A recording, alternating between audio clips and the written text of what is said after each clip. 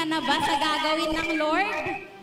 Amen. Ayan, so sino po dito yung first time mag-camp? Itaas po yung kamay.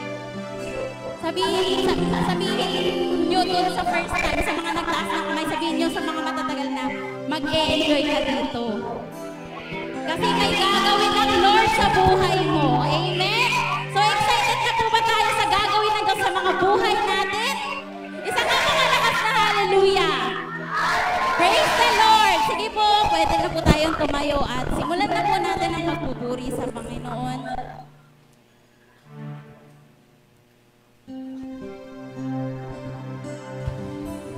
Sa kampo na ito, kakausapin po tayo ng Diyos. At kapag kinausap ka niya, kailangan andun yung focus mo para marinig siya. Kasi kung distracted ka, kung wala yung focus mo sa Lord, baka hindi mo siya marinig. May sinasabi na pala siya. So ngayon kung ituon po natin yung buong focus natin sa Panginoon. Amen po. Ayan, sige po, minsan pa, i-welcome natin ang presensya ng Panginoon. Ama, sa pangalan ni Jesus, wini-welcome ka namin, Panginoon, sa kalagitnaan namin. Malaya ang mangusap sa bawat isa na narito ngayon. Lord, nauuhaw kami sa presensya mo, Panginoon, sa pagyakap mo. Alam ko, Lord, na meron kang gagawin sa bawat isa sa amin. Sige po, itaas natin yung kamay natin sa Panginoon. Magsimula tayo magpuri sa Kanya. O, purihin ka, Panginoon. Nakalaya. Salamat, Panginoon. Wini-welcome ka namin, Panginoon, sa kalagitnaan namin. Manguna ka, banal na Espiritu. Yakapin mo kami, Panginoon. Lord, alam mo yung nasa puso namin, nakikita mo kung ano yung kulang sa amin. Lord, sa camp na to, punuin mo kami, Panginoon. Sige po, magsimula tayo. Purihin ka, Panginoon. Salamat sa iyo, Panginoon. Sabihin po natin, pagising sa umaga. Pagising sa umaga, naaalala ka. Nasasabik ang puso ko na magapiling ka. Umaawit, sumasamba, sumasayaw sa'yo. Naghihintay ng pangungusap mo. Pagising sa umaga. Pagising sa umaga, naaalala ka. Nasasabik ang puso ko, nasasabik ang puso ko na makapiling ka. Umaawit, sumasamba, sumasayaw sa'yo. Naghihintay ng pangungusap mo. Pagising sa umaga, naaalala ka. Nasasabik ang mga puso namin, Panginoon. Ang puso ko na makapiling ka. Umaawit, sumasamba, sumasayaw sa'yo. Hintay ng pangungusap mo. Ayaw ko magulang ang kapangyarihan mo.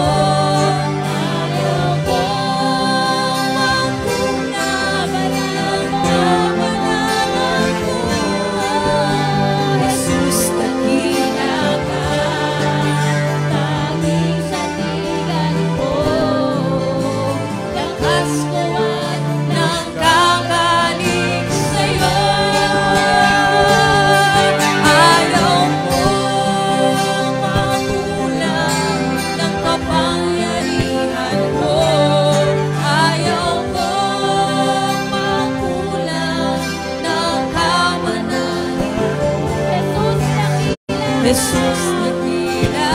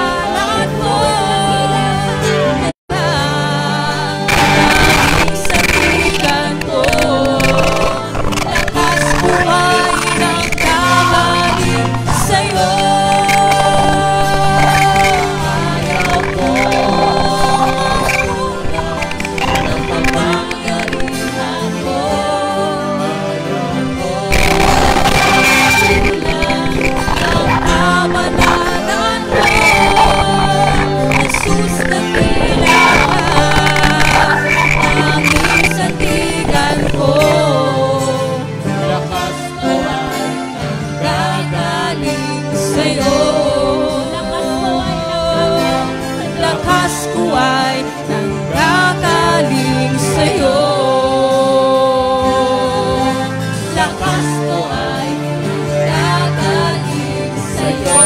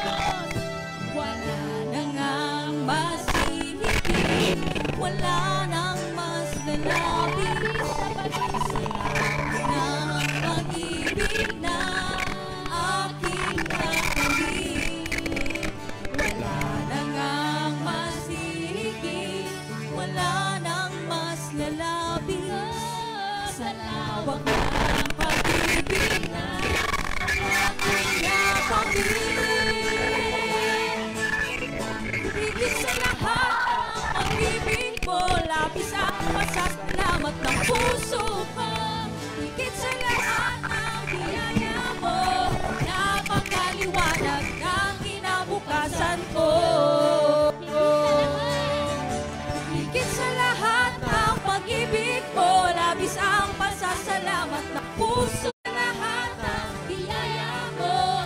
Napakaliwanag, napakaliwanag, napakaliwanag ng kinabukasan. Napakaliwanag ng kinabukasan ko. Salamat, Panginoon. Purihin. Hallelujah. Purihin ka, Panginoon. Sa oras na to, Panginoon, malapit kami sa iyong harapan. Salamat sa dakilang pag-ibig mo, Panginoon, na ibinigay mo sa bawat isa na naririto ngayon. Na kung di dahil, Panginoon, sa pag-ibig na yun, wala kami dito ngayon. Malapit kami sa iyong harapan. Sa kami na to, Panginoon, nais namin na lumapit lang sa iyo, Panginoon. Na maranasan yung presensya mo, yung pag-ibig mo, yung yakap mo, Panginoon. Purihin ka, O Diyos. Itaas natin yung kamay natin sa Kanya. Magsimula po tayo bawit. Hindi na sa pagkaramang Diyos. Ako'y lumalapit sa iyo. Puso, ako'y sumasamba sa'yo. Danghin ang yakap mo. Hinang-iyak mo, Pag-ibig at biyaya. ibig at biyaya mo.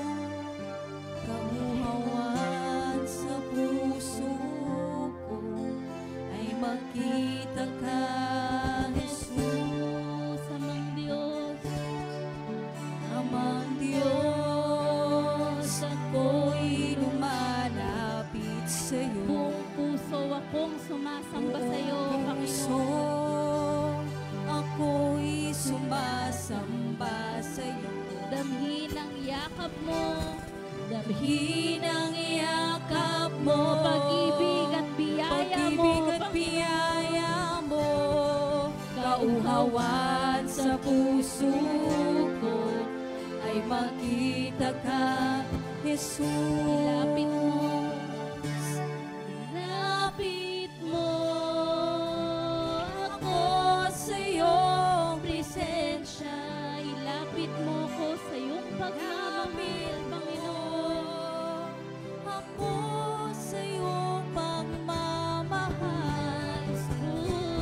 Nais ko'y sambahin ka.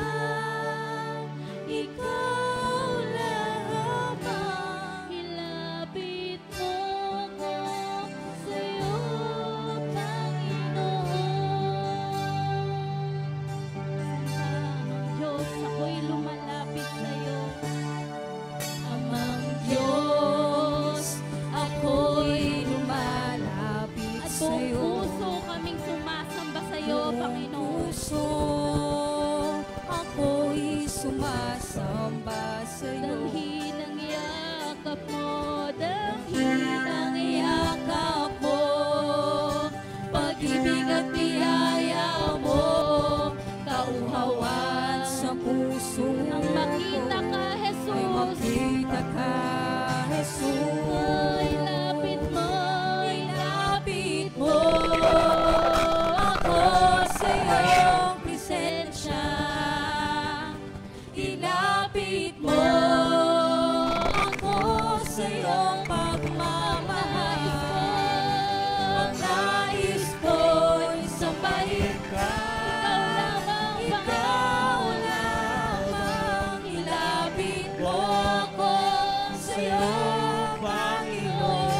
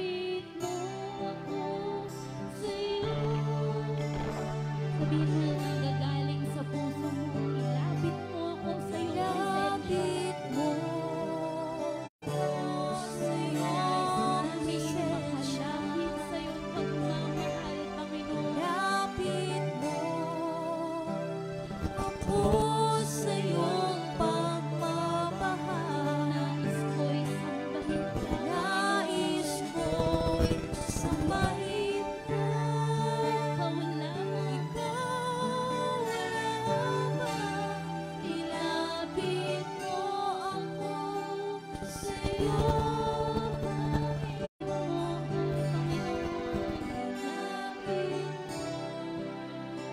sambilin mo. Awitin mo sa Kanya.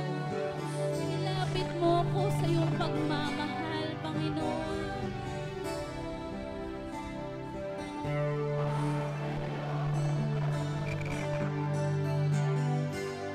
Ang nais ko'y sambahin ka.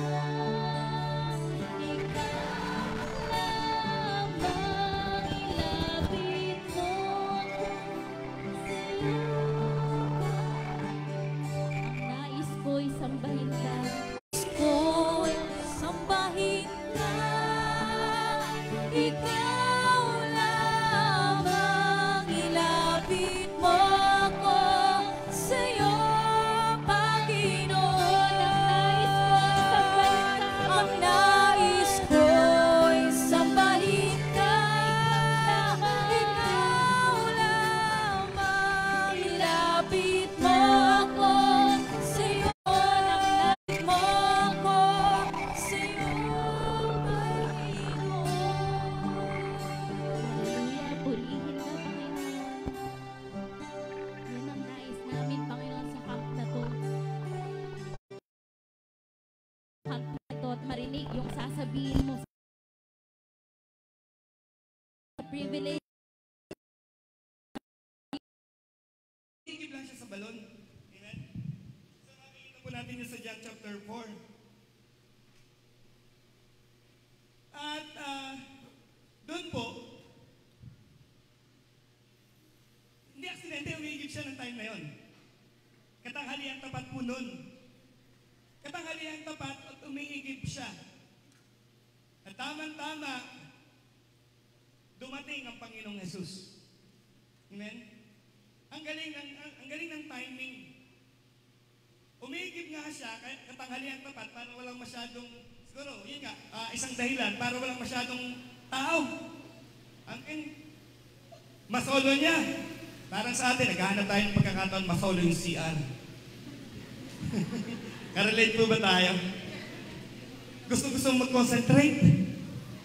Kaya lang, hindi mabigyan ng pagkakataon. Kaya itong babaeng ito, andun po. Kala niya solong-solo siya. Pero dumating ang Panginoong Jesus at nakatagpo siya doon sa lugar na yun. Sabi ng Panginoon, pwede bang makahingi ako ng tubig? Ayan. Ayun, yun yung conversation nila.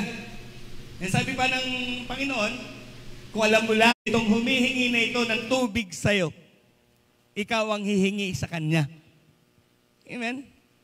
At kapag nasa iyo na yung tubig na yun, hindi yun mauubos. Kaya sabi ng babae, bigyan niyo po ako ng tubig na yun. Bigyan niyo po ako ng tubig na yun. Muli ay sumagot ang Panginoong Jesus. Sabi niya, okay, sige, bibigyan kita ng tubig. Pero, dalhin mo muna dito ang asawa mo. Amen? Ako. Wala po akong asawa.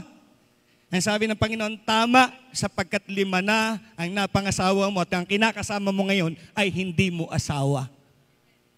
Amen? Sabi ng babae, namanga yung babae, sabi niya, sa tingin ko po'y propeta po kayo. Bakit sinabi ng babae na tingin ko po kayo?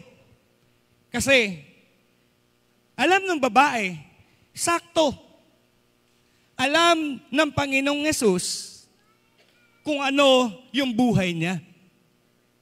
Alam ng Panginoong Yesus kung sino siya, kung ano yung meron siya, kung ano yung struggles niya, kung ano yung pinagdaraanan niya, alam ng Panginoong Yesus. Amen?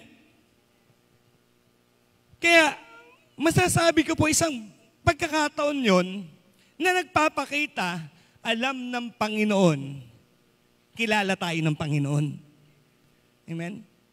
Kaya, wala tayong may tatago sa Panginoon.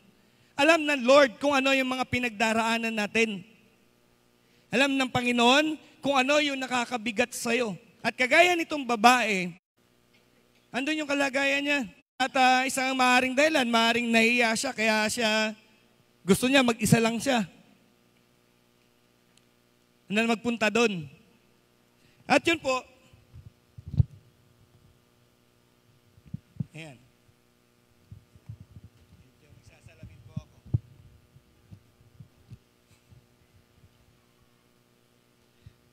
Ayan, sabi nung ayun nga, sabi nung Samaritan woman, sabi ng babae, 5 na ang iyong naging asawa at ang kinakasama mo ngayon ay hindi mo asawa. Ayan. So, alam po ng Panginoon kung ano ang kalalagayan ng isang tao. Ayan, praise the Lord. Ang outline ko na po ay nasa aking cellphone, kaya ito lang hawakan ko, medyo mabigat po. Okay. So, yun po yun ito isang napakagandang pagkakataon, makita natin. Ito, yung unang bagay, alam po, hindi aksidente sa Panginoon na nandito tayo. Ito ang isang gusto ko bang makuha natin. Gusto ng Panginoon nandito ka. Kasi, gusto ng Panginoon nandito ka dahil alam niya kung ano ang pinagdaraanan mo. Alam niya yung sitwasyon mo. Amen? At gusto niyang tugunan yan.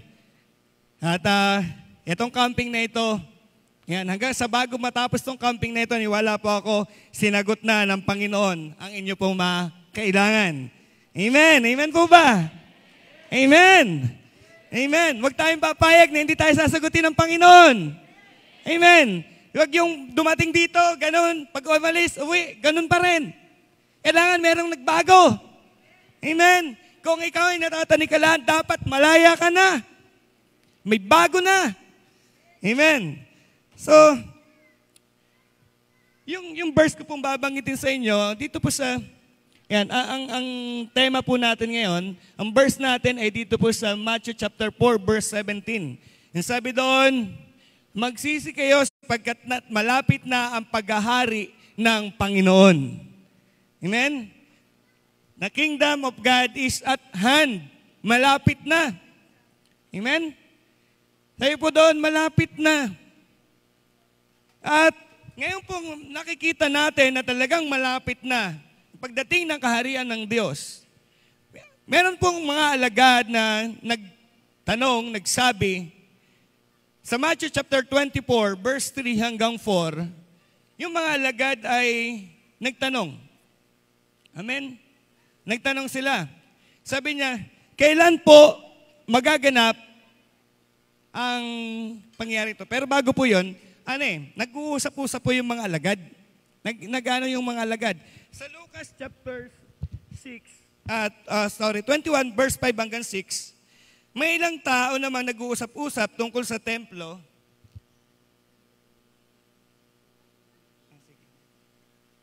May ilang tao naman nag-uusap tungkol sa templo. Pinag-uusapan nila naglalakihan at magagandang batong ginamit dito. At ang mga palamuting inihandog ng mga tao, kaya't sinabi sa kanila ni Jesus, darating ang panahon na ang lahat ng nakikita ninyong iyan ay iguguho at walang matitirang magkapatong ng mga bato.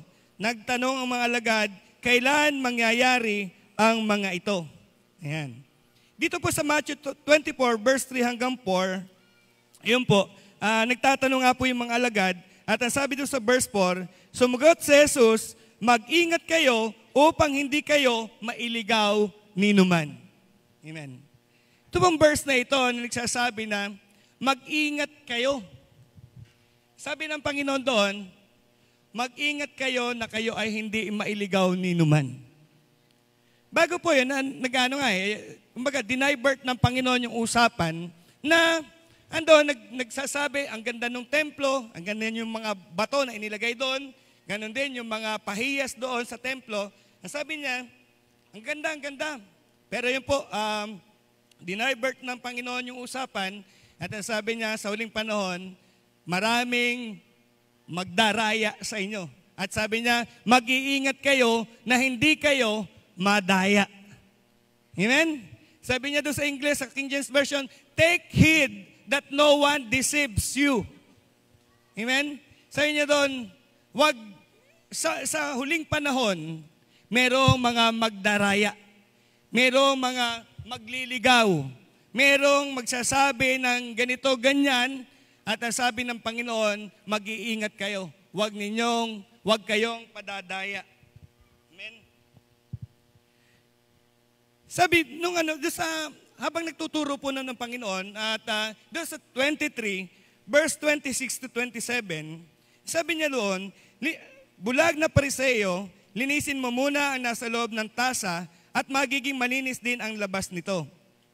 Kahabag-habag kayo mga tagapagturo ng kautusan at mga Pariseo, mga mapagkunwari, ang katulad ninyo ay libingang pinaputi, magaganda sa labas, ngunit ang loob ay bulok at puno ng kalansay. Ayan, praise the Lord, meron na tayong patungan. Ayan, salamat po.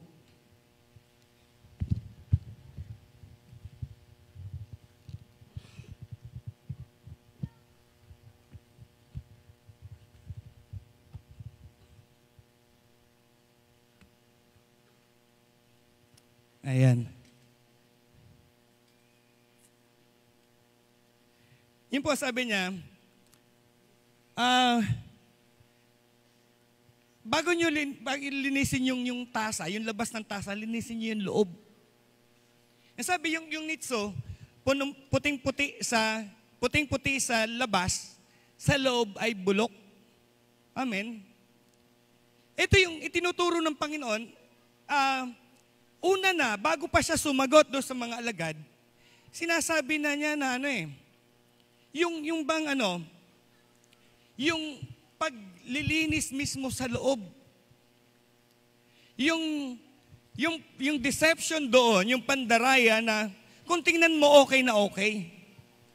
Malinis, maputi. Pero sabi doon sa loob, alam niya kung ano ang meron doon sa loob at ang laman doon sa loob ay nabubulok. Sabi po doon sa Galatians chapter 6 verse 7, alam ng Panginoon kung ano yung nangyayari. Sabi niya, hindi natin madadaya. Sabi niya, we cannot mock God. Sabi niya, wag ninyo akalaing madadaya ninyo ang Diyos. Kung ano ang itinanim ng tao, yun din ang kanyang aanihin. Isang bagay po na makikita natin na eto, sa Diyos, pag tinignan tayo ng Panginoon, transparent. Alam ng Panginoon. Kaya, sinasabihan niya yung mga Pariseo, bas ng tasang nililinis nyo. Okay nga tingnan, pero yung loob, madumi. Ganun din, halimbawa, yung nitso. Alam natin, yung nitso, ayan, magandang tingnan. Pero ang tinutukoy ng Panginoon, ang itinuturo talaga ng Panginoon,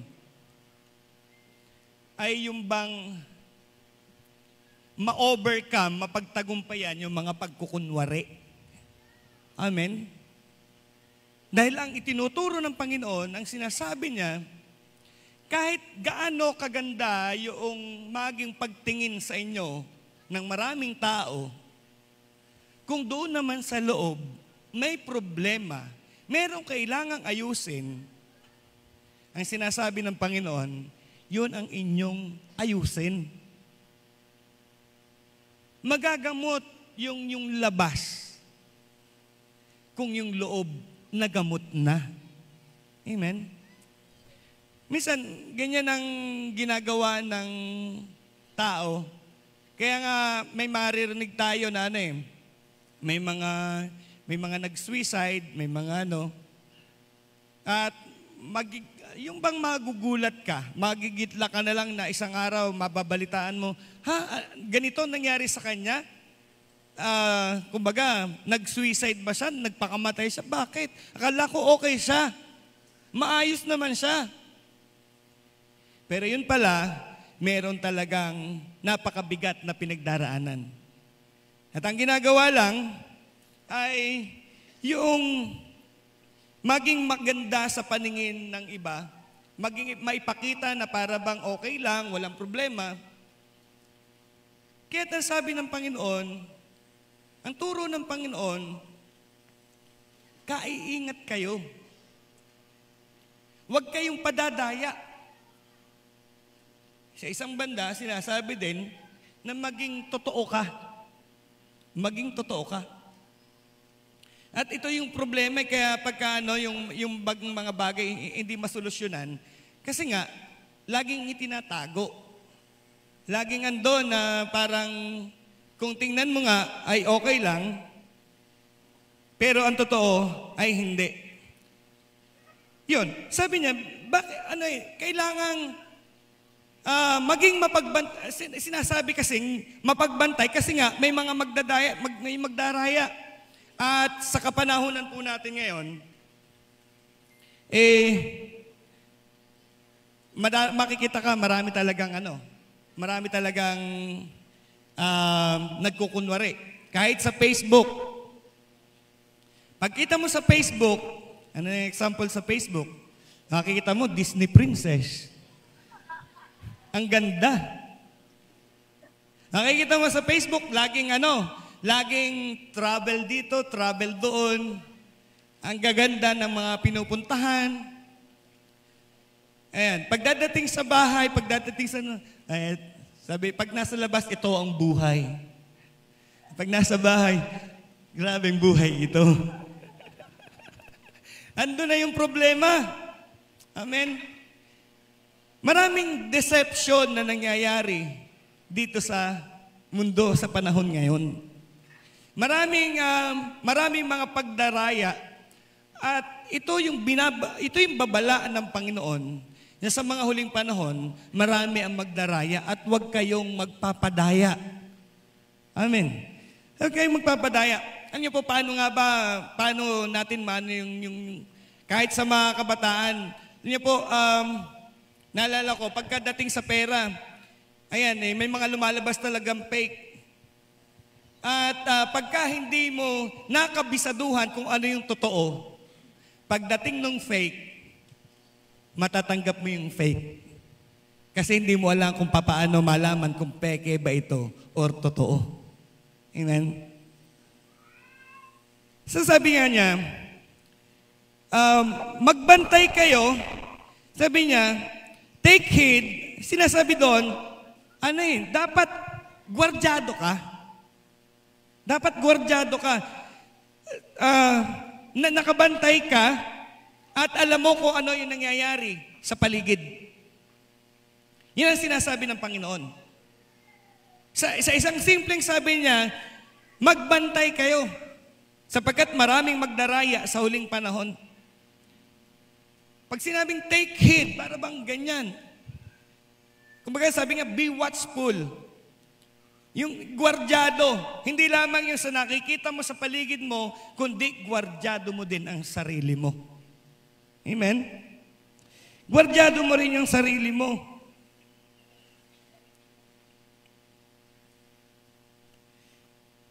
Sapagkat yun nga po, napakadaming magdaraya at hindi kalooban ng Diyos na tayo po'y madaya. Ngayon, dumarating tayo sa, minsan may mga pagkakataon, dumarating ka sa problema dahil ang ipinoproject mo ay yung hindi totoo. Ito yung pinapakita mo. Tapos merong tinatago doon sa pinakaloob na kailangan namang ayusin. Amen.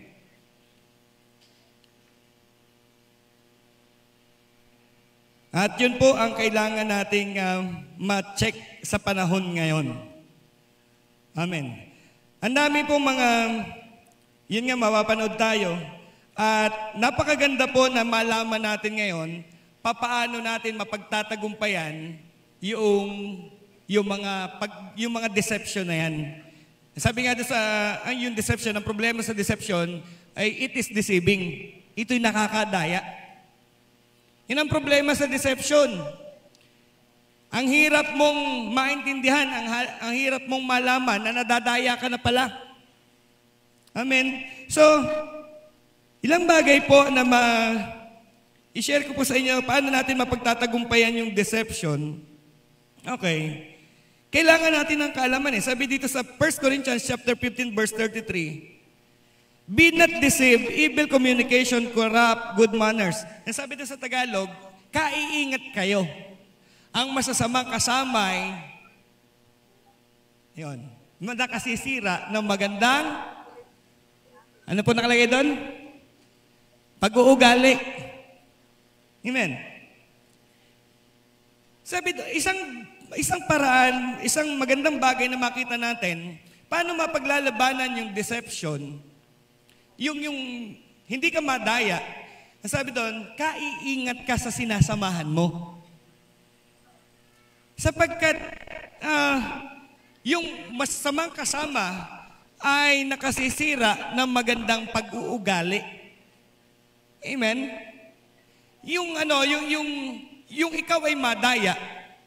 Kasi, yung bang naalaw mo, kumbaga napayagan mo yung sarili mo na may makasamang makaka-impluwensya sa'yo. Amen? So yun yung bagay doon. Isang paraan para maiwasan natin na nadadaya tayo, na nadadala tayo sa isang sitwasyon, nadadala tayo sa isang paniniwala o kung yung bang akala natin okay, maganda, pero makikita natin na hindi pala. Dahil sabi nga dito sa Matthew chapter 7 verse 16, makikilala mo sila sa pamamagitan ng kanilang bunga. Amen? So ibig sabihin, hindi po mahirap na malaman kung yun bang mga taong sinasamahan mo, yung kaibigan mo, yung naging kaibigan mo, tropa mo, o kung ano pa mga tawag. Amen. Ang sabi doon, makikita mo na okay sila, totoo sila. Paano mo masusukat yon? Sa pamamagitan ng kung ano ang kanilang bunga. Ano yung nagiging resulta ng kanilang mga gawa? Ano yung resulta ng kanilang mga pinaplano, ng kanilang mga gawa? At sa pamamagitan yan, nakakaiwas po tayo na pagtatagumpayan natin yung laban na tayo po ay madaya. Amen? So isa pa, maintindihan natin, malaman natin ito, yung nga pong binanggit ko kanina sa Galatia chapter 6 verse 7. Ang sabi niya, huwag niyong akalaing madadaya niyo ang Panginoon sapagkat ang sabi, kung anong itinanim, siyang aanihin. Amen. Nung hindi ko pa nababasa ito, kala ko ganun nga lang talaga, sabihin lang kung anong itinanim. Kung anong itinanim, yun din ang aanihin. Pero nasa Bible pala talaga yun. Biblical pala talaga. Na kung ano yung ginawa mo, kung ano yung tinanim mo, yun din ang aanihin mo. At ang isang bagay pa doon po, ipinaparating, sinasabi talaga na ang Diyos ay hindi po natin madadaya. Ipinapakita na talagang kahit anong gawin mo sa buhay mo, kahit anong gawin natin, pag-aayos, pagpapakita ng mga gawa natin na parang okay, maganda, maayos, mabuti. Sinasabi po sa verse na ito sa Galatia chapter 6 verse 7 na ang Diyos kailanman ay hindi natin madadaya. Kahit ano yung project mo, na gaano ka ka-okay, alam ng Panginoon yung kung ano yung nangyayari sa'yo. Amen? Alam ng Panginoon kung ano yung totoong kalagayan.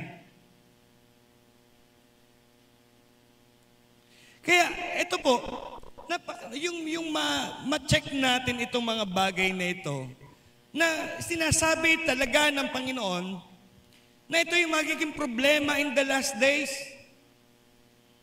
Maraming mga mandaraya at para maiwasan yung namadaya ang lingkod ng Diyos, ang isang tao, kailangan maging maingat siya sa kung ano yung inaalaw niya o sino yung inaalaw niya na makapag-influence sa kanya. Sino na yung sinasamahan niya? Sino na yung pinapakinggan? Amen? At yan po, itong mga verses na ito ay nagpapakita sa atin na ganito pala, kapag ganito yung ginawa natin, kumbaga sinasaliksik natin yung truth.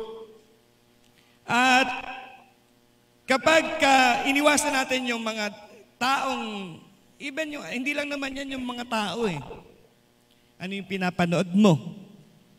Hello? Kung sa mga, sa internet, madami. Kapag nag-check ng mga cellphones, saan kaya ang mga sites nagpupunta? Ano kaya yung pinagbubuhusan ng oras? Ano kaya yung kapag nag-iisa, ano kaya yung kanyang tinitingnan? Ano kaya yung kanyang uubusan ng oras na yon? Amen? Yan sabi doon, maging maingat tayo doon sa kung ano yung pinapakinggan mo, pinapanood mo, sinusundan mo. Amen? Sapagkat sa panahong ito ay maraming magdaraya. Amen? So sa mga Kristiyano, eto na, dapat nating, mga dapat pa nating mga bantayan sa buhay natin para hindi tayo madaya ng kaaway. Sa Matthew chapter 6 verse 1, sabi dito, pag-ingatan ninyong hindi pakitang tao lamang ang paggawa ninyo ng mabuti. Kapag ganyan ang ginawa ninyo, wala kayong matatamong gantimpala buhat sa inyong Ama na nasa sa langit. Ayan. Sabi, tingnan nyo yung bantayan nyo yung pag-uugali nyo. Bantayan natin yung mga bagay na ginugusto natin. Sapagkat, sabi doon, wag pakitang tao lamang ang paggawa ninyo ng mabuti. Sapagkat, kapag ganyan ang ginawa, walang anuman na matatamo na gantimpala mula sa langit. Amen? So, sabi doon, pag-ingatan natin. Check natin yung mga motibo natin. Check natin yung mga ginagawa natin. Sabi doon, ano ba yung mga dapat nating bantayan? Sabi niya, take heed that no one deceives you. Ano ba yung kailangan nating bantayan? Isa dyan, yung natin pag-uugali. Yung ginugusto natin. Yung kung paano tayo nabubuhay. Nagiging habit natin. Yan sabi doon, pag-ingatan natin na huwag pakitang tao lamang. Alam niyo po, dito sa mga verses na ito, kung tutusin, yung mga sinasabi dito sa mga verses na ito, ay straight to the point na huwag tayong magsettle doon sa mga bagay na para bang mapupuri ka lang ng mga tao dahil mapupuri ka ng mga tao. Yung mga gawa na pakunwari, ang sinasabi ng Panginoon, mas higit na pinapahalagahan niya. Yung ating motibo, ano ba yung motibo mo at dahil sa ginagawa mo na yan. Amen? Nakatingin ang Diyos doon sa loob. Yun yung pinapakita dito. Na malaman natin na ang Diyos po ay nakatingin sa loob, sa tunay na ikaw. Nakatingin ang Panginoon doon. Alam ng Panginoon at interesado ang Panginoon doon sa tunay na ikaw. Doon niya gustong makakilos sa buhay mo. Amen. So yun po, isa natin kailangan bantayan sa mga panahon ngayon. Kapag kami ginagawa tayo, ano ba yung motibo mo dyan? Ano ba talaga yung layunin mo? Para ba mapuri ka, ma-very good ka, na wow, ang galing mo naman. Wow, ang bait mo naman. Sana kunin ka na ni Lord. Huwag naman muna. Di pa tapos ang camping. Hindi. Yan. So doon, pag-ingatan natin. Then sabi niya, isa pang pag-ingatan natin, sa Matthew 26:41, sabi niya, watch and pray that you enter not into temptation, the spirit indeed is willing, but the flesh is weak. Di ba sabi ng Panginoon, nung nagpe-pray, sabi niya, manalangin kayo. Manalangin kayo. Sabi niya, watch and pray. Or sabi doon, be watchful. Maging mapagbantay, maging mapagmasid. Amen? Maging mapagbantay kayo. Sabi doon, watch and pray. Watch and pray. Sinasabi niya, bantayan mo yung prayer mo. Amen? Marami ditong mga paulit-ulit nang nag-camping, di po ba? Amen? Marami ditong, ibig sabihin, marami na matatagal na at marami din ang mga first time na umattend ng camping. Amen? So masasabi, kapag yung prayer, ano ito eh? Sabi doon, bantayan mo yung prayer life mo. Nagpe-pray ka pa ba? Sabi niya, bantayan natin yung prayer natin. Kung nag-uumpisa ka sa buhay Kristiyano, nais ng Panginoon na marunong ka ng mag-pray. Kasi ito yung bagay na paano tayo makakapag-communicate sa Panginoon ay through prayer. Ito yung magagawan para makausap natin ang Panginoon, para makapag-communicate tayo sa Lord. Yung prayer.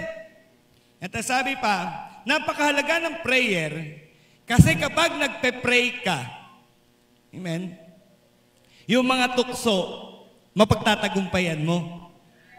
Amen? Kapag aware ka na yung kumbaga, natutukso ka, ayan, masabi natin, di ka magpe-pray kapag ka, yun bang baliwala lang sa'yo kung matukso ka. Kasi parang normal lang naman yun. Merong mga nagsasabi, meron tayong napapakinggan, sabi niya, hindi yung po ba tutukain? Palay na yun lumalapit sa manok. Amen? Narinig niyo na po ba yun? Sabi doon, kapag hindi mo pa tutukain, palay na yun lumalapit sa manok. Masasabi po, kung tutusin talagang dapat hindi mo tukain. Biruin mo yung palay, lumapit. Naglakad. Saan ka naman nakakita ng palay na naglakad? Ibig sabihin, kung naglakad yung palay, poses yan. Amen?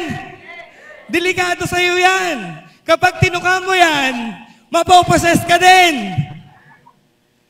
Amen? Kaya sabi ng Bible, sabi ng Panginoon, watch and pray. Manalangin ka para hindi ka madaig ng tukso. Amen? Andun yung sabi niya, manalangin ka para hindi ka madaig ng tukso. Ito pala, bukod sa nakakapag-communicate tayo sa Panginoon, yung prayer ay nagbibigay yung nakakaharap natin, yung pala yung mga bagay na makapagpapabagsak sa atin. Yan palang bagay na ino-offer ng kaaway ay makapagdadala sa iyo palayo sa Diyos. Amen? Yan ang nananalangin. Bagay na yan. Ang layunin na yan ay ang ilayo ka sa Panginoon. Ang layunin ng bagay na yan ay ang alipinin ka, ang tanikalaan ka ng dyablo at hindi ka makalapit o makasunod sa Panginoon. Amen? Kaya, yung mga tao, enjoy na enjoy. Proud na proud. Kapag nandun sa isang sitwasyon na ganon, ipagkukwentuhan pa yan. Imamayday pa. Amen? Nandun yung saya na akala nga okay. Pero sa una, akala nga okay na yan, later on, ay magiging problema sapagkat yan ay pain lamang ng dyablo, pain lamang ng kaaway para ikaw ay maging sunod-sunuran sa kanya. Hello, amen po ba? Kaya sabi nga dito, watch and pray. Maging mapagbantay po tayo. Maging mapagbantay ka sa kung ano yung mga offer na dumarating sa buhay mo. Kung ano yung mga mapupuntahan natin. O yung makakasama natin, mararanasan natin, na hindi ko mo parang nasasayahan ka, ay okay na. Kumbaga parang, ano lang naman, pinagbigyan mo lang. Pero doon pala sa pagbibigay mo na yon, ay nag-start ka na kumagat doon sa pain ng kaaway. At yan po ang hindi gusto ng Panginoon. Kaya mahigpit yung paalala niya. Nasabi doon, magbantay kayo. Manalangin at magbantay kayo. Actually, okay, sinasabi ito doon sa mga alagad. Sabihin natin, ay sinasabi ito sa mga Kristiyano na. Maraming andun, kumbaga hindi pa alam itong mga bagay na ito. Pero ang isang katotohanan po, kapag nag-give in tayo, kapag binagbigyan natin yung mga ganyan na dumarating sa atin, nakala natin ay normal lang naman. Pero yan po ay ginagamit ng dyablo para ikaw ay tanikalaan at hindi ka makaalis sa kanya. Amen? So, yun po yung sinasabi ng Panginoon doon na bantayan mo yung mga motives mo. Una, bantayan mo yung mga motibo mo, yung bagay na kinagawian mo. And then, sabi niya, bantayan mo yung prayer mo, yung prayer life mo. Kailangan maayos yung prayer life na yan. Dapat nagpe-pray. Okay. Dahil yan ang paraan para mapagtagumpayan natin ang anumang mga palaso ng kaaway.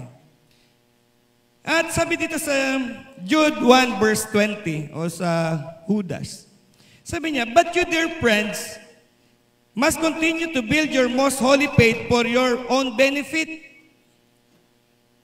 Sabi pa nga, continue to pray in the Holy Spirit. Sabi niya, continue to build your most holy faith. Yung baga, sabi doon, ingatan mo yung sarili mo. Continue to i-build mo yung spiritual mong buhay. I-build up mo yung spiritual mong buhay. Bantayan yung spiritual na buhay na hindi madaya. Na hindi ito ma-contaminate na mga bagay na nasa sa paligid natin. Na hindi tayo, kumbaga, paano ba yung ma-build up yan? Marami pong mga bagay para magawa natin na ma-build up po yung mga bagay, yung buhay natin, yung buhay spiritual na yan. Siyempre, kailangan yung mga gawain pang-spiritual, ginagawa natin. Hindi natin kinakaligtaan yung mga bagay na yon. At dyan po, sabi, itong mga bagay na ito, ay, sa pamamagitan po nito, naialis po tayo, naingatan po tayo, na hindi tayo madaya ng kaaway. Hello, amen. Nandyan pa po ba kayo? Praise the Lord. Okay. Sa isang banda, para bang ang mga sinasabi ko dito ay ano ba naman yan? Pastor, alam ko na rin yan. Ito po. Magaganda itong mga bagay na ito.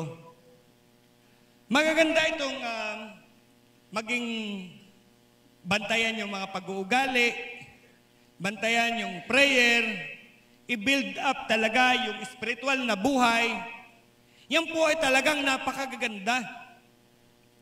Ang problema, paano kung wala pa tayo sa ganitong kondisyon? Paano kung hindi pa natin alam yung ganitong kalagayan na napakahalaga pala nitong mga bagay na ito? Ang problema, paano kapag nandito pa tayo sa point na ang nakikita na natin na yung bang okay lang. Wala pa tayo dun sa wala pa tayo dun sa alam na kailangan palang bantayan ng prayer. Hindi pa bukas yung isip na kailangan palang i-build up yung buhay spiritual. Papaano kung sa tingin natin okay lang yung magbisyo. Amen? Okay lang yung pag 5 boyfriend mo. Amen? Paramihan. Amen? Ano sabi mo? Sana all? Yun bang yung tropa mo, yung mga barkada mo, kaibigan mo, paramihan kayo. 5 ang boyfriend, yung isa, 5 ang girlfriend. Merong isa, may boyfriend, may girlfriend. Oh, dalawa. Maalin. Yun bang okay lang yung mga yon. Okay lang na, yun bang, hindi tayo aware at nakikita natin na okay lang yung mga sites na yan na nasa internet na pinapanood mo. Yung hindi ka na disturb, hindi ka parang nakokonsensya na parang, teka, tama pa ba ito? Hindi. Nag-e-enjoy ka lang. Akala mo lang okay lang. Tapos, ano pa? Yung mga games. Alam ko, maraming gamer. Ubus yung oras mo. Maga-magapon, hindi na mautusan. Laro ng laro. Talagang tutok na tutok, ganyan ng ganyan. Kahit saan na pwede siya makapaglaro, dire-diretso lang. And sabi nga, importante ay yung masaya. Amen. Sino po dito nag-games? Huwag na kayo magtaas ng kamay. Anyway, kahit di naman kayo magtaas, alam ng Panginoon yan. Hello, amen po ba? Amen. Hindi naman ako para makita ko yung kusino. Hindi naman ako magpapataas ng kamay kung sino yung may iba-ibang binibisita sa internet. Amen? Hindi ko kayo pagtataasin ng kamay. Ano naman kung makita ko? Wala naman ako doon. Ang Panginoon naman, kahit di kayo magtaas, alam ng Panginoon. Amen? Sabi niya, andun, yung okay lang magbisyo. Ay bisyo. Pastor, ano lang naman ito? Isa-isang bote lang. Pastor, ano lang naman ito isa-isang stick lang. Ano po? Normal naman kasi ginagawa naman ng lahat. Hindi naman lahat. Ginagawa naman ng marami. Para bang sinasabi natin, ang mali ay nagiging tama kapag marami ang gumagawa. Sabi natin, Pastor, tanggap na yan sa lipunan ngayon. Tanggap na yan sa lipunan ngayon. Kung magkaroon ka man ng 5 asawa, ano na nga may mga teleserye na nga Ipinopromote nga yan na kahit ano pa yung meron kang iba, okay lang. Ipinopromote, hindi na kinahihiyayan ngayon. Amen? Tanggap na ng lipunan. Yung dating parang mahihiya ka, hindi na ngayon. Ipinaglalantaran na. Kaya kung titingnan natin, ay masasabi natin yung mga bagay na yan ay okay lang. Amen? So hindi na tayo, hindi na tayo aware na kailangan ko bang ihinto ito? Okay lang naman. Minsan nga, hindi na pinagsasabihan, hindi na kinokorek. Kasi okay lang naman. Tanggap naman eh. Pasok naman na. Amen? Kung ano man yung ginagawa na bagay dito sa mundong ito, kung sino na nga yung mga dati na bagay na nakakahiya, siya na ngayon ang nagiging bida. Nakapansin na po ba natin? Hindi ako makapagbanggit ng direktang-direkta. Pero makapanood na natin, sabihin natin, sa internet, yung mga ginagawa ng private, yung solo ka lang, ngayon, ilalagay na. Kapag nagsayaw ng kung ano lang yung suot, halos wala ng suot, hindi itatago yan. Hello? Nakakapanood ba? Nakikita niyo po ba yun? Amen? I-upload dyan. Ipapakita sa mas maraming tao. Amen? Kasi okay na. Tanggap na. Andun na po yung yung pagtanggap ng mundo sa mga bagay na yon. Okay na lang yan. Okay na lang yung mga bagay na ginagawang ganyan. Paano pala pagka ganon? Kung normal na lang sa atin yung mga ganyang bagay. Normal na lamang normal na may bisyo. Normal na, sabi ng mga bagong naka-attend, ay naku, ano ba yan? Mali yata ako nang nasamahan. Bakit ganito ang narinig ko dito sa pastor na nasa unahan na ito? Akala ko ba, sabi, masaya dito, bakit ako'y sinesermonan? Ang sama na ng tingin niyo sa akin. Magubuti na lamang, meron ng ganito, may harang na. Hindi ako masyadong open. Alam niyo po yun? Sabi doon, tanggap na ito. At ito po ang nakakalungkot. Kapag tanggap na ang mga ganito at ganyang bagay, ang ibig sabihin niyan ay tama ang sinasabi ng Panginoon. Kapag tanggap na ang bagay na yan na ginagawa natin na kasalanan sa paningin ng Diyos, ay ginagawa na ng normal. Idini-display, hindi kinakahiya, ipinapakita. Lahat-lahat na, hayagan na ang lahat. Ang nakalulungkot, ang ibig sabihin yan, ikaw ay deceive na. Ikaw ay nadaya na. Hello? Amen po ba? Kasi hindi yan ang standard ng Diyos. Hindi yan ang gusto ng Diyos. And sabi nga dito, repent, for the kingdom of God is at hand. Ang sinasabi, magsisi, sapagkat malapit na ang paghahari ng Diyos. Andun po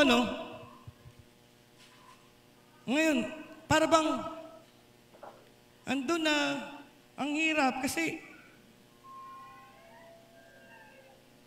sabi natin, paano ako? Kakahiya naman. Nandun na, paano kung ginagawa ko itong mga bagay na ito? Paano pala ako? Ngayon, para bang galit ba ako sa inyo? Kaya ako binabanggit itong mga bagay na ito? Yung sabi doon, do not be deceived.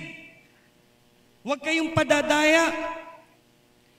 At nakalulungkot nga po, kung tanggap na natin sa atin pong mga buhay, yung mga bagay na hindi gusto ng Panginoon, ay ginagawa po natin. Nahawa na ng mundo. Umaayon doon sa takbo Amen? Yung masasabi parang, paano yan? Ano pala? Ang pangit pala nung kalagayan ko, bakit? Siguro mapapaisip, bakit ako nakasama dito? Huwag po kayong mag-alala, di po ako galit sa inyo. Pero ito yung sinasabi ng Biblia na kung ganyan na, kaya nga sabi niya, huwag kayong padadaya. Watch and pray. Amen? Huwag kayong padadaya na para bang dahil okay na at yung very good ka sa paningin ng tao, wala nang nagsisita sa'yo, wala nang namumuna sa'yo kasi okay lang yan, tanggap naman. Na para bang kumbinsido ka na rin na okay na, yun nga ang delikado sapagkat ang ibig sabihin nga niyan, napayagan mo na sa sarili mo na nadaya ka. Amen? Saan doon na nadaya ka?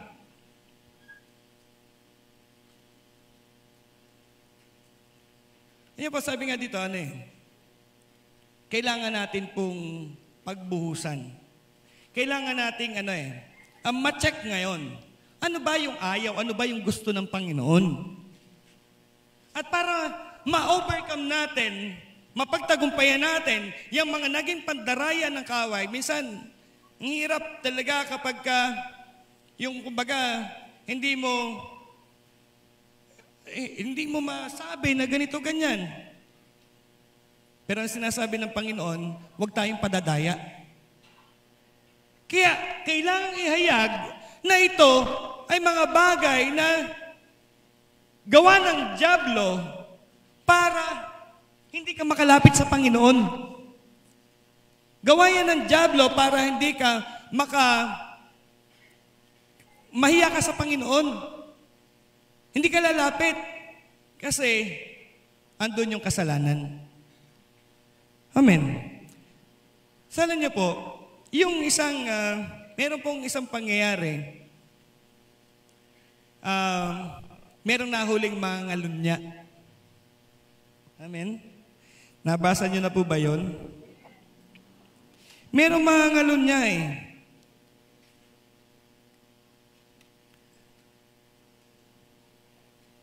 Nandun yung sa Juan chapter 8 verse 4 to 5.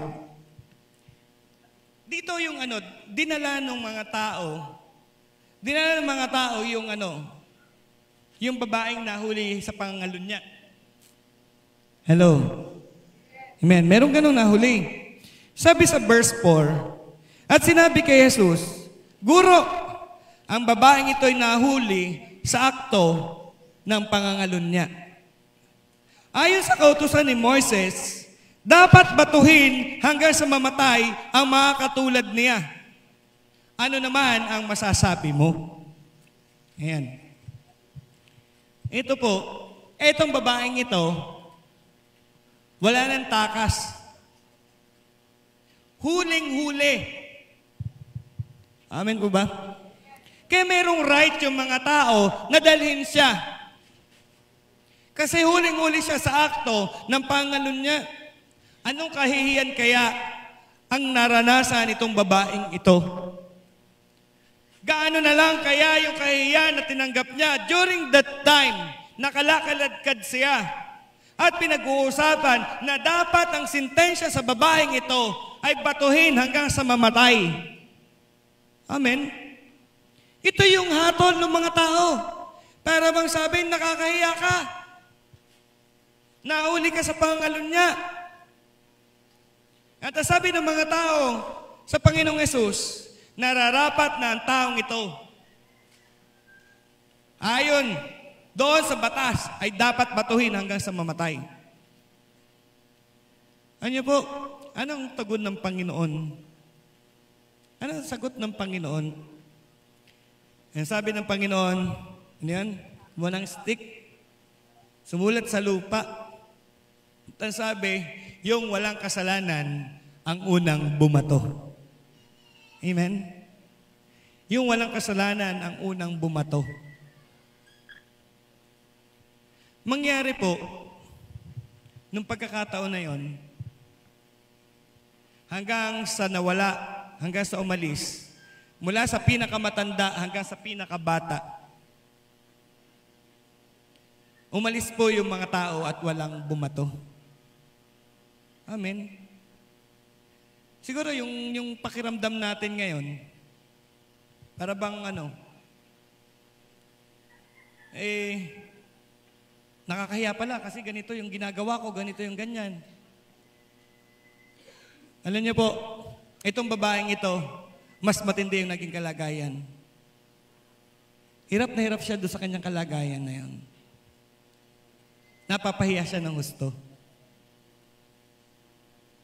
Pero, ano ba ang layunin ng Panginoon? Bakit kaya niloob ng Panginoon na itong babaeng ito ay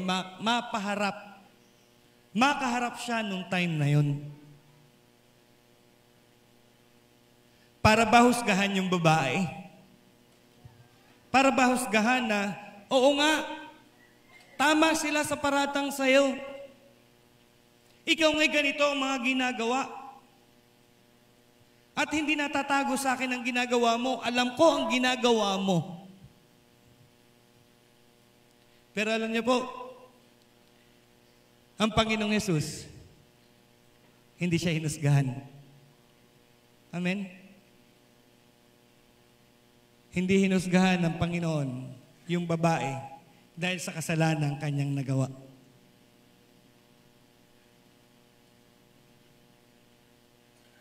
Iyon po yung isang bagay dito. Kaya kung meron tayong dinadaanan na ganito ganyan, hindi yung kumbaga parang, ano ba ito? Bakit ganito? Kala ko ba masaya lang? May dahilan ng Diyos bakit ka nandirito. Amen po ba?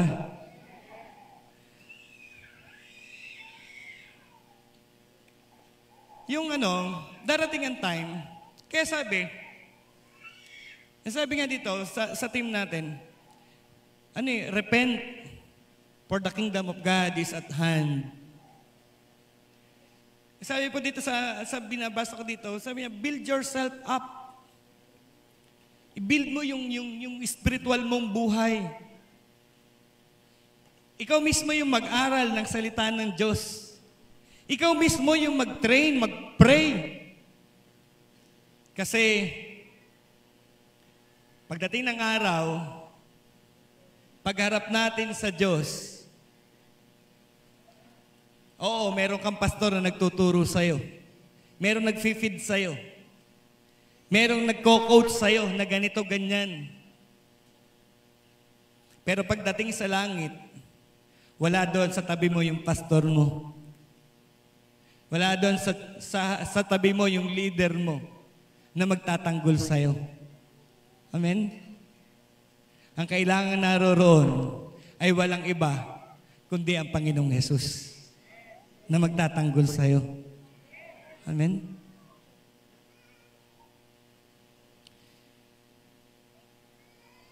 Sabi po dito sa Lucas chapter 4, verse 18.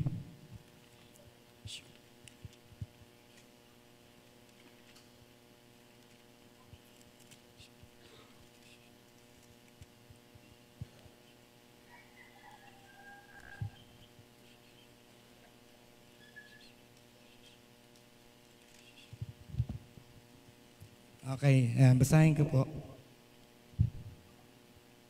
Sabi niya, ang Espiritu ng Panginoon ay sumasa akin, sapagkat hinirang niya ako upang ipangaral sa mga mahirap ang magandang balita.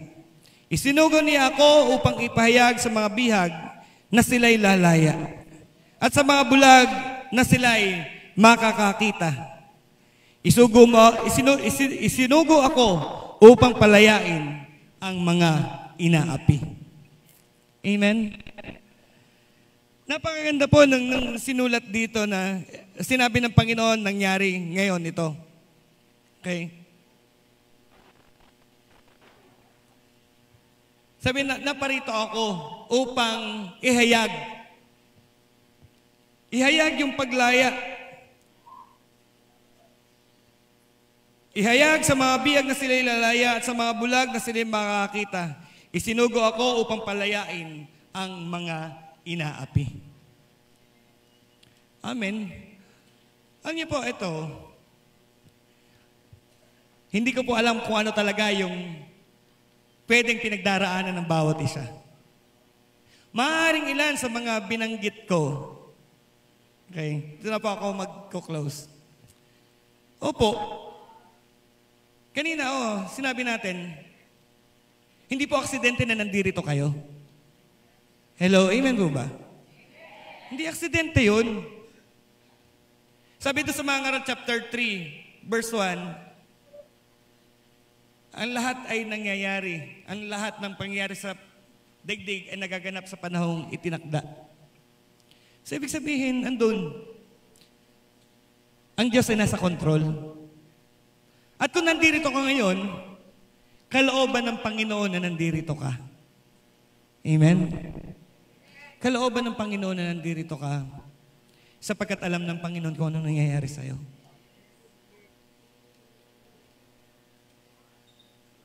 Alam ng Panginoon kung anong nangyayari sa'yo. Panginoon kung anong pinagdaraanan mo. Hindi ka niya papupuntahin dito para pahiyain ka. Kung yung mga tao na nagkaladkad doon sa babaeng mga lunya ay ang para-paratangan ito at ipahiya ito sa harapan ng maraming tao. Hindi niloob ng Panginoon na nandito ka ngayon para pahiyain ka.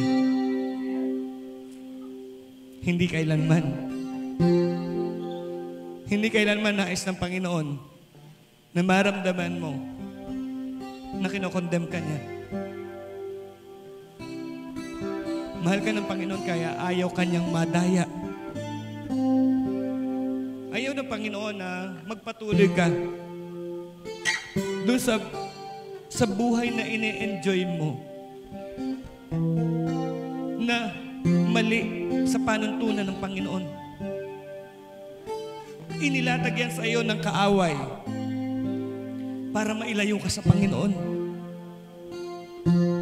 Para makita mo, malaman mo na parang akala mo okay. Pero nakalulungkot sapagkat yan ay pamamaraan ng dyablo para alipinin ka. Para tanay ka lang ka at maging sunod-sunuran so kung anong gusto niya. Mahal po kayo ng Panginoon. At yan yung dahilan bakit niya ipinahintulot na nandito ka ngayon. Bakit siya nag-set ng pagkakataon na sa oras na ito ma-meet ka niya. Maaring ikaw yung tao na meron ng matagal na iniingatang pangyayari sa buhay niya. Mga sakit ng kalooban. May ipong galit sa loob. Hindi mapatawad ang nagawang napakasakit sa buhay mo. Mari ikaw yung tao na alipin ng isang gawain. Ikaw yung alipin ng isang kasalanan na hindi mo mapagtagumpayan. Sa bawat pagkakataon, iyong binabalik-balikan. Kapag nakita mo, hindi mo ma-resist. Kapag napag-isa ka, eto na naman. Dinais ng Panginoon na pahiyain ka. Ang nais niya ay iligtas ka. Ang nais niya ay palayain ka. Hindi niya nais na manatili kang malayo sa Kanya. Maaring akala mo lang, okay lang kasi ikaw lang yung may alam.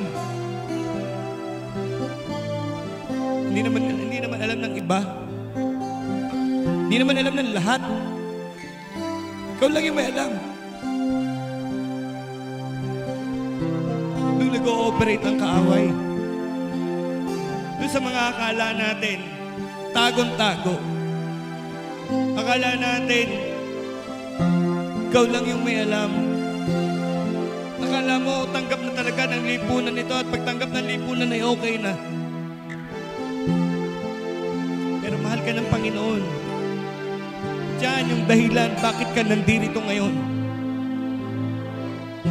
Hindi ba maalala ko lang, sabi nga, yung anak na minamahal ay tinutuwid. Kumbaga sa isang magulang, kung ako na magulang mo ay hindi magsasabi sa iyo ng ganito, ng pagtutuwid, sino magtutuwid sa iyo? Kung yung mga ginagawa mong mali ay hindi ko ituwid, sino ang inaasahan ko magtutuwid sa iyo? Kapatid, mahal ka ng Panginoon.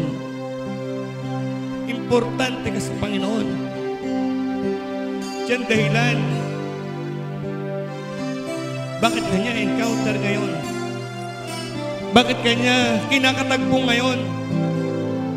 Dahil ang gusto niya, maging matuwid ka sa kanyang harapan.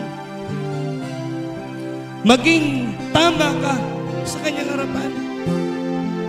Kaya sabi nga ng ating tema, repent. Magsisi ka. Pagsisihan mo. Sapagkat ang nais ng Panginoon ay hindi ka matanikalaan ng kaaway ng dahil sa bagay na yan na pinapahalagahan mo. Dahil sa bagay na yan ay tinatago mo. Ang kalooban ng Diyos ay lumaya ka. Ang kalooban ng Diyos ay hindi ka matanikalaan ng kaaway. Sapagkat sa araw na ito, kalayaan ang nais ng Panginoon para sa iyo.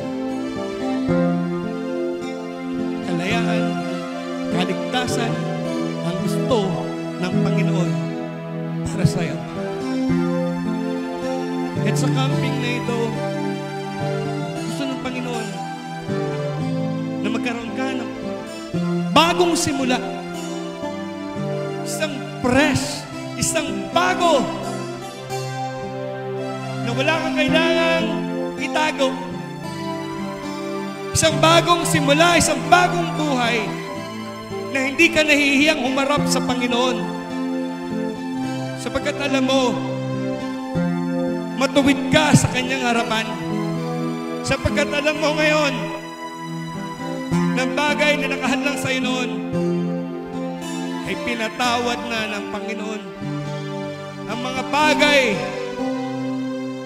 na nakakabigat sa iyo noon, nakakapagdulot ng lungkot sa iyo, nakakapagdulot ng hiya sa iyo, ay pinatawad na ng Panginoon. Ganyan ka kamahal ng Panginoon. Kailangan niya mag-set ng ganito. Yung babae Samaritana, si Jacob kailangan magtayo ng isang balon na one day, makakatagpo niya doon yung babae Samaritana na yon. At ang Samaritana na yon ay makakatanggap ng kaligtasan mula sa kanya. At ang Samaritana na yon ay gagamitin ng Panginoon para sa kanyang mga kababayan. Alam niyo po, hindi aksidente na nandito ka. Hindi aksidente na mula sa malayong lugar, nandito ka ngayon. Kasi may isang panibagong buhay na gustong simulan sa iyo ang Panginoon. May isang panibagong simula na ini-offer sa iyo ang Panginoon.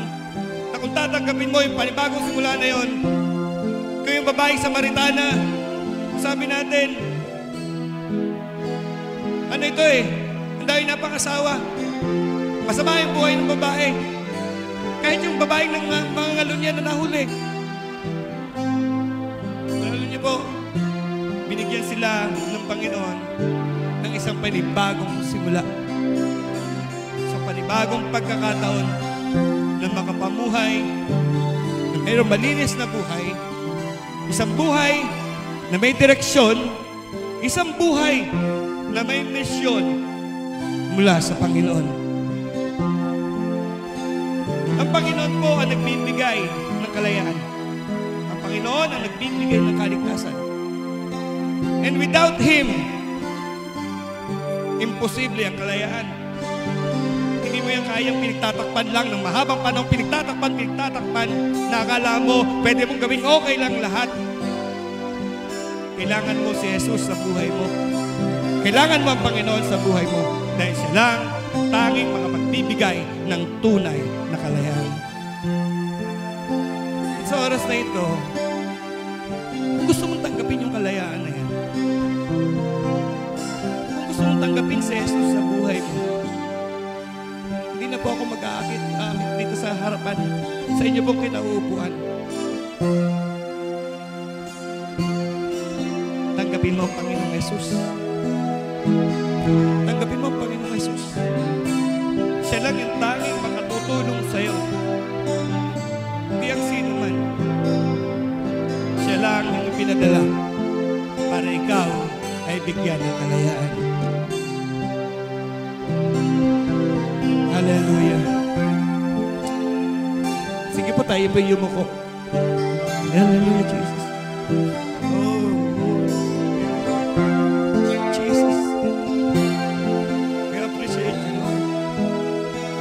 Hallelujah, Lord. Salamat sa iyo, Panginoon. Kapatid, mahal na mahal ka ng Panginoon. Nawa'y maranasan mo ngayon ng yakap niya. Sapagkat importante ka sa Kanya. At kung gusto mong isuko, ipagkatiwala sa Panginoon ang buhay mo, tanggapin mo siya upang siya makakilos sa buhay mo. Hingi mo ng kapatawaran mga bagay na yan na dinala mo ng matagal na panahon sa iyong buhay.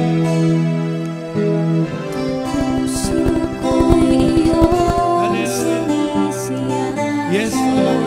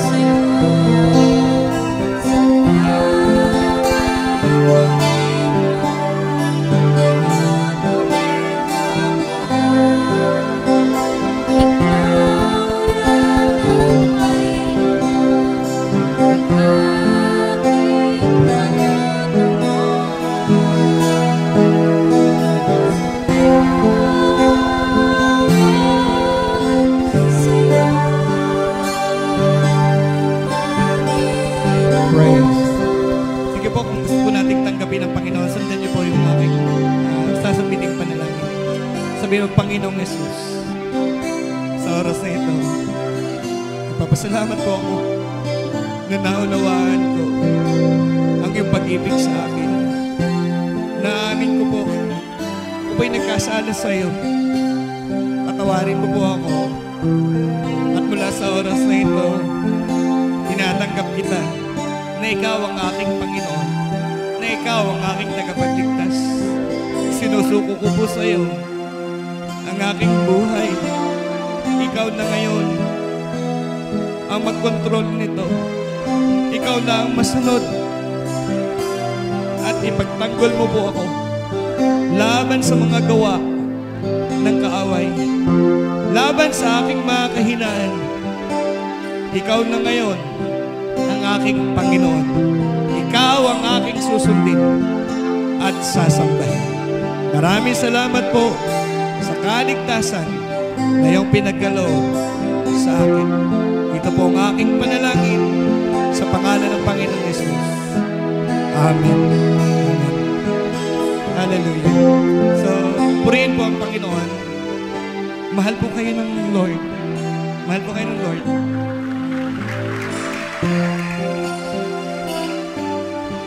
Hindi po kayo naririto para pagalitan, para pahiyain, kundi kinatagpo kayo ng Panginoon para bigyan kayo ng isang panibagong simula na siya ang kasama sa inyong buhay. Hanggang umaga po sa inyong lahat.